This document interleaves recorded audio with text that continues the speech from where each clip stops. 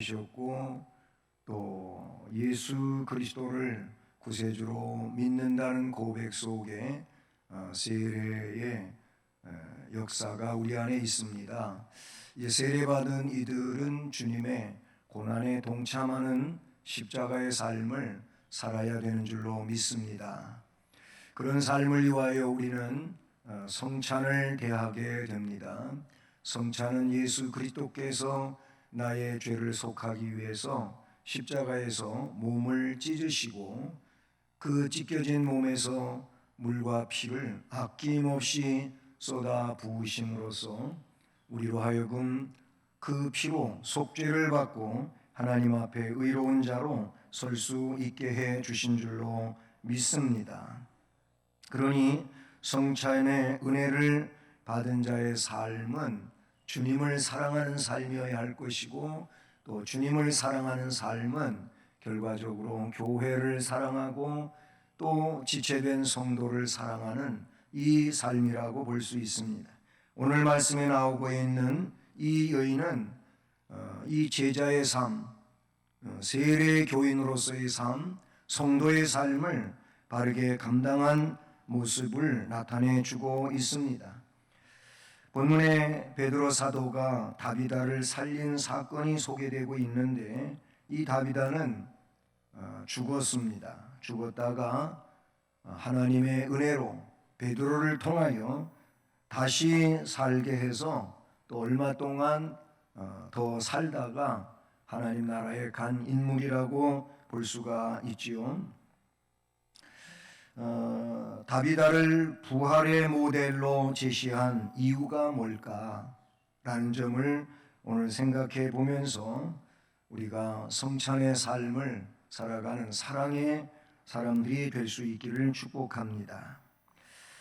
다비다는 선행의 사람이었는데 오늘 말씀에서 보면 선행과 구제를 많이 했다고 나오고 있습니다. 진정한 믿음의 삶은 선행을 해야 되고 구제를 하는 삶인 것입니다. 그것은 우리에게 그 믿음이 있는 것이고 그 은혜가 있기 때문에 주님이 영광 받으시기를 위하여 선하게 행동하며 사는 것이고 어려운 이웃을 보듬고 사는 삶이라고 볼 수가 있는 것이죠. 오늘 말씀 36절에 욥바의 다비다라 하는 여제자가 있으니 그 이름을 번역하면 도르가라 이렇게 말하고 있습니다. 다비다라고 하는 이름은 히브리어이며 헬라어로는 도르가라는 뜻입니다. 헬라어든 또는 히브리어든 즉 다비다이든 도르가이든 그 이름의 뜻은 둘 다 암사슴이라는 뜻을 지니고 있습니다. 너무 예쁘다 그런 의미가 되겠지 않겠습니까? 그런데 그녀는 참 예쁜 삶을 살았습니다. 자선 사업에 아주 뛰어난 제자로 본문에 소개되고 있습니다. 그를 믿음으로 사는 자는 닮으라고 이 말씀을 우리에게 해주시는 줄로 믿습니다. 그녀는 그녀의 신앙을 선한 행실로 입증했습니다.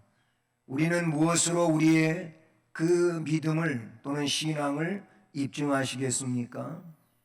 뭘로 여러분의 신앙을 입증하시겠습니까? 정말 살아있는 신앙이라고 입증할 수 있는 내용이 무엇이겠습니까? 성경은 어디에서든지 보면 선한 행동이라는 겁니다. 지난주일에 설교했던 그 본문과도 같이 뭐예요? 너희는 소금 또는 빛이다. 착한 행실을 사람들에게 나타내라. 그것 때문에 너희들의 그런 행실을 보면서 하나님 아버지께 영광을 돌리도록 해라. 이런 말씀을 주시지 않았습니까?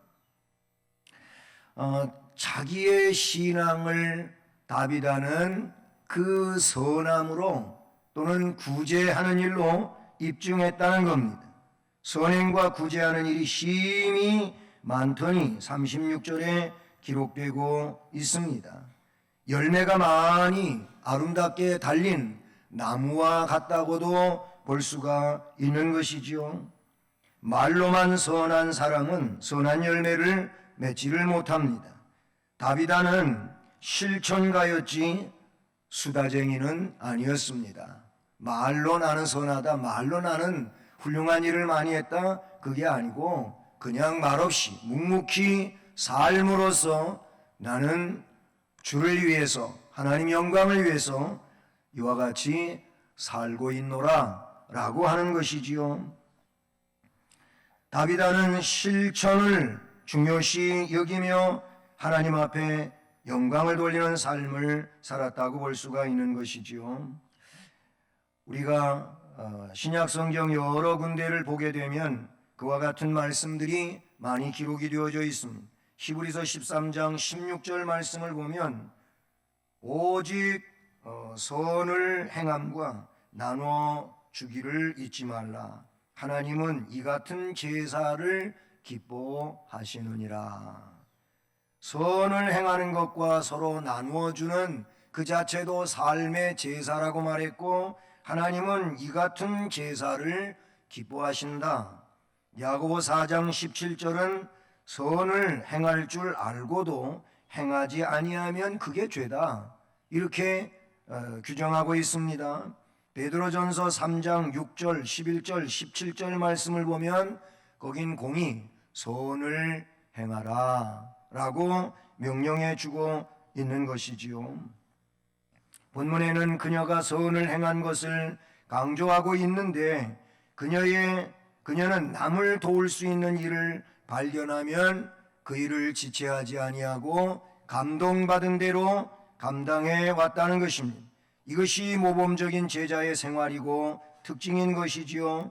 그리스도의 제자들은 다 이와 같은 삶을 본받아 살아가는 것이 하나님이 영광 받으시는 일이 될 줄로 믿습니다. 주님의 고난에 동참한다고 하는 게 뭘까요? 그것은 바로 나를 주를 위하여 희생시키는 것 아니겠습니까? 나를 주를 위하여 희생시킨다고 할 때에는 내 몸을 혹은 나의 재물을, 나의 재능을, 나의 시간을, 그거를 주께 드리는 내용이라는 것이지요. 그것이 바로 선행이고 구제라고 볼 수가 있는 겁니다. 오늘 이 여인은 영향력 있는 사람이었습니다. 세상에 보면 좋은 의미로, 선한 의미로 영향력 있는 사람들이 있지 않습니까? 물론 반대로 안 좋게, 나쁘게 영향력을 미치는 사람도 있습니다. 그러나 오늘 이 말씀에 나오고 있는 다비다는 선한 영향력 있는 사람이었음을 알게 되지요. 어쨌든 그도 이제 죽음에 이르게 되었습니다. 죽어서 시체를 씻어 다락에 누였습니다. 병들어서 그렇게 됐다고 본문은 소개합니다. 그런데 루다가 요바에서 가깝다, 이 말이 왜 나오고 있는 것이냐면은 요바에 있던 제자들은 베드로가 루다에서 중풍병으로 8년이나 앓고 있던 애니아라고 하는 사람을 고쳐주었다는 소식을 듣게 됩니다. 그건 앞에 32절로 35절까지 오늘 본문 앞에 바로 나오고 있는 말씀이죠. 그래서 제자들은 베드로가 거기 있음을 듣고는 두 사람을 보내게 됩니다. 지체 말고 와서 우리에게 이토록 많은 사랑을 베풀어준 다비다를 좀 살려주십시오 라고 하는 이런 부탁이었겠지요. 그들은 그러니 의사를 불러와야 소용없다고 생각했고, 우리 주님의 능력의 사도, 주님이 그를 능력으로 쓰시는 사도 베드로가 오면 소망이 있다, 이런 믿음을 가졌으리라고 생각해 보는 것입니다. 그래서 베드로 사도는 일어나 그들과 함께 요바로 오게 됩니다. 39절이죠. 그때 다비다의 사랑을 받은 모든 과부들은 베드로 사도에게 다비다의 선행과 구제를 칭찬하고 있습니다. 39절을 보면 베드로 곁에 서서 울며 도르가가 그들과 함께 있을 때 지은 속옷과 겉옷을 다 내어 보이거늘. 증거품이라는 겁니다. 이 다비다, 즉 도르가가 살아있을 때 수년간 자신들의 그 가난한 삶을, 어려운 삶을 어떻게 이 다비다가 도와줬다는 겁니다. 도와준 증거품들이 그들의 속옷이고 겉옷이고, 물론 이것 이외에도 먹을 수 있는 식품이라든지 등등 여러 가지가 있었지 않겠습니까? 이 속옷과 겉옷을 다비다가 직접 지어서 우리에게 입을 수 있도록 선물해 주었었습니다. 이런 말이 있습니다. 주인의 등 뒤에서 욕할지 모를 게으른 마부들에게 화려한 제복을 입히는 것보다는 노쇠해서 일을 제대로 할 수 없는 그 마부에게 필요한 옷을 입히는 것이 더 낫다라는 겁니다. 왜냐하면 선은 진실로 위대한 것이고 좋은 결과를 나타내기 때문에 그런 줄로 믿습니다. 다비다는 가난한 과부들을 위하여 직접 속옷과 겉옷을 지어 선물했습니다. 그녀의 친절에 대해서 가난한 사람들이 보인 감사의 표시는 그들이 속옷을 다 내어 보였다는 것입니다. 그들이 겉옷과 속옷을 보여줌으로써 도르가는 그녀의 구제뿐만 아니라 그녀의 근면성도 칭찬을 받게 된 것이지요. 돈으로도 할 수 있겠지만은 직접 자기 몸으로, 자기의 기술로, 자기의 재능으로 혹은 자기의 노력을 가지고 어려운 사람을 도울 수 있다고 하는 것은, 이거는 물질로 하는 것보다도 더 의미 있고 복 있는 내용이라고 생각할 수 있는 것이죠. 본문의 과부들은 도르가의 사별을 몹시 슬퍼합니다. 죽음 이후에 아쉬워하는 인생이 복 있는 인생인 줄로 믿습니다. 누가 죽었는데 평가가 여러 가지가 있을 수 있는데, 안 좋은 평가는 뭐냐면, 아유 그 사람 잘 죽었다, 이제 골치 아픈 일이 없겠다. 만약 이런다면은 진짜 불행한 인생, 그 인생은 헛산 인생이라고 말할 수 있어요. 예, 물론 그렇게는 안 한다 할지라도 그 사람의 죽음 이후의 평가에 대하여 별 반응이 없고 그냥 그렇다고 지나가는 일도 그렇게 인생의 큰 의미를 사람들에게 부여하지 못했다고 볼 수 있지요. 그러나 그가 세상을 떠난 이후에 안타까워하고 아쉬워하며 좀 더 살면서 그렇게 귀한 일을 해주면서 나라를 위하여 우리를 위해서 그랬어야 되는데 너무 빨리 가셨네, 참 안타깝다. 이런 인물은 복 있는 인생을 산 인물인 줄로 믿습니다. 여기 과부들은 울면서 베드로 옆에 서 있었습니다. 그들은 그들과 그들의 자식을 위하여 그처럼 훌륭한 부인을 다시 얻을 수 없을 것 같아서 울고 있습니다. 그들은 도르가가 그들과 함께 있는 동안 그 도르가가 행한 선행을 생각할 때 너무 감사하고 또 너무 마음이 저려오는 이 감동 속에 있었다는 사실이지요. 과부들이 베드로 옆에 서서 운 것은 베드로가 그들을 동정하며 그들에게 자비를 베풀곤 했던 그 죽은 자를 회복시켜 다시 살려주기를 기대했던 것이지요.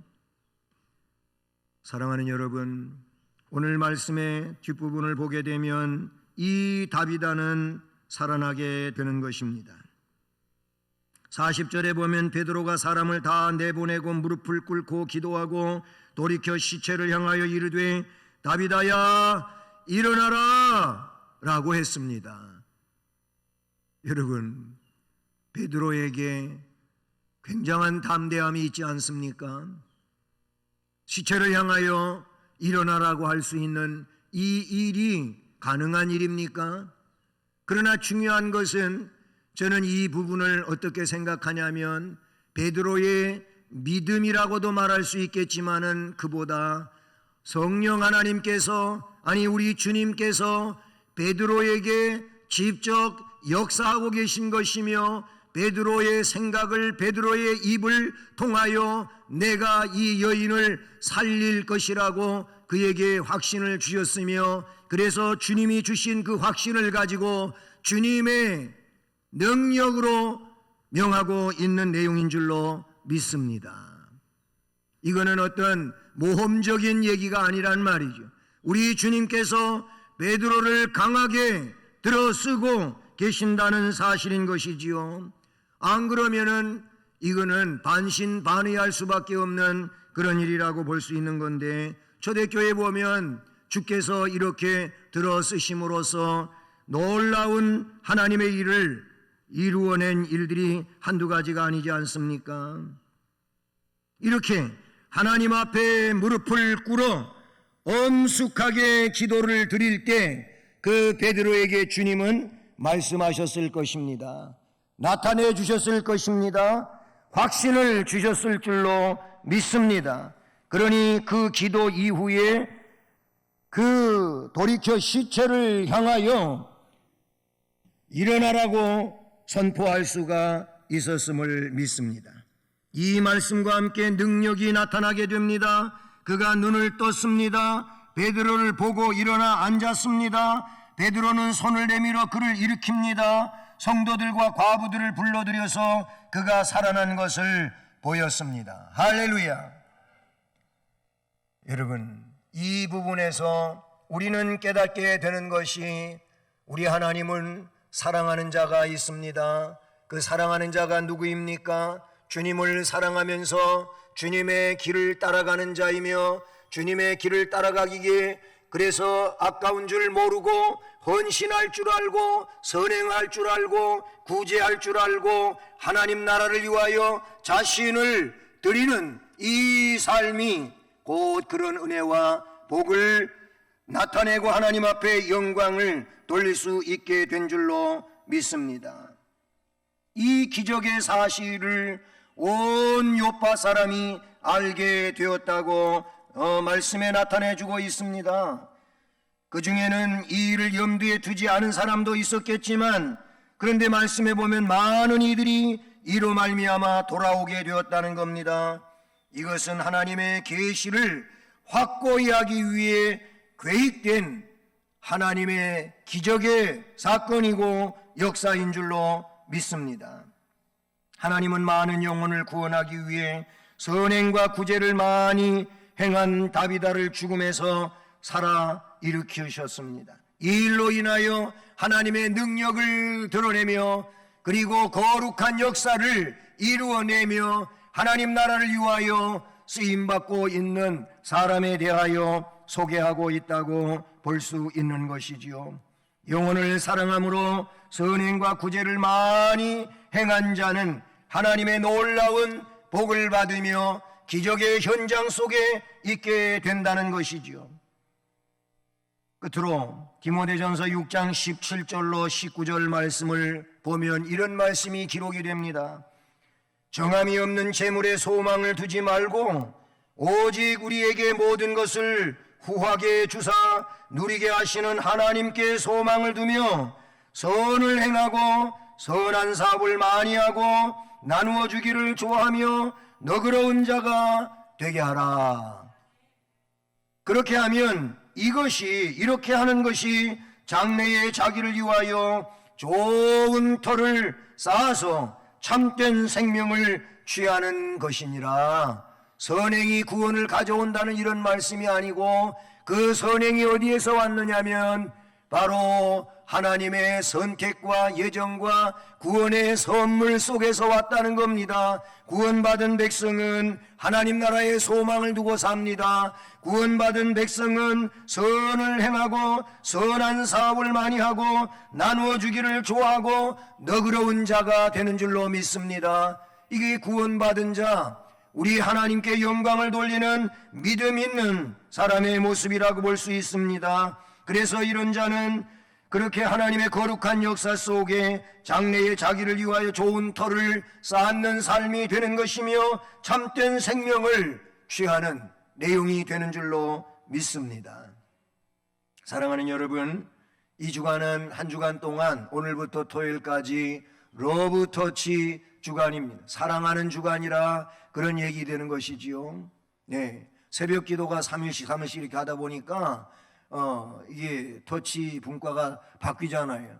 그러니까 자꾸 혼돈이 오는 것 같아요. 이번 한 주간은 사랑하는 주간이라 지난 한 주간은 친절을 베푸는 주간이었는데 그보다 더 이제 업돼서 사랑을 베풀라는 겁니다. 다음은 이제 감동이죠. 이렇게 가는데 어쨌든 사랑하며 I love you, you love me 하고 서로 사랑하며 살 수 있는 한 주간이 되기를 주님의 이름으로 축복하고, 그리고 우리는 이제 세례받은 자로 주님이 찢으시고 피 흘리신 성찬에 동참함으로써 진정 삶 속에서 주님의 가신 길을 뒤따라가는 이런 은혜자의 삶이 되기를 주님의 이름으로 축복합니다.